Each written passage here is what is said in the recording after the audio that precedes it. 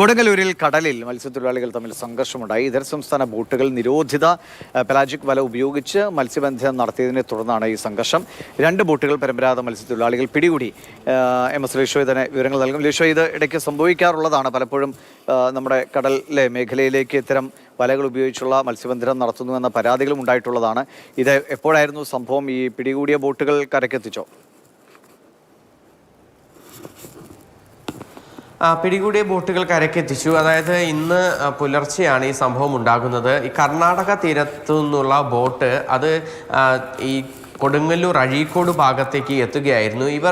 ഇവിടെ കേരളത്തിൽ നിരോധിച്ച പെലാജിക് വലകൾ ഉപയോഗിച്ചാണ് മത്സ്യബന്ധനം നടത്തുന്നുണ്ടായിരുന്നത്. അതായത് ഈ വലകൾ ഉപയോഗിച്ച് മത്സ്യബന്ധനം നടത്തുമ്പോൾ വലിയ തോതിൽ മത്സ്യസമ്പത്ത് നശിക്കുന്നു എന്നുൾപ്പെടെയുള്ള കാര്യങ്ങൾ ചൂണ്ടിക്കാണിച്ചുകൊണ്ടാണ് ഈ വലകൾ നിരോധിച്ചിരിക്കുന്നത്.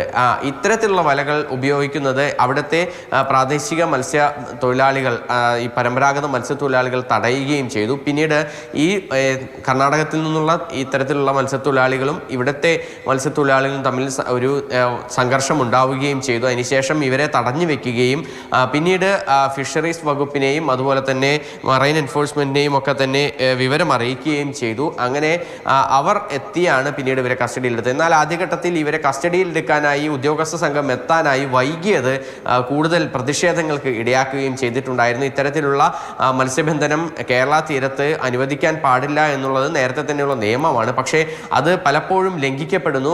പുറത്തു നിന്നുള്ള ഫിഷിംഗ് ബോട്ടുകൾ ഇത്തരത്തിൽ ഇവിടെ നിന്ന് ഇത്തരം മത്സ്യബന്ധനം നടത്തുന്നുവെന്നും അത് തടയാൻ കൃത്യമായ നടപടികൾ എടുക്കുന്നില്ല എന്നുള്ളതുമാണ് പരമ്പരാഗത മത്സ്യത്തൊഴിലാളികളുടെ ഒരു പരാതി.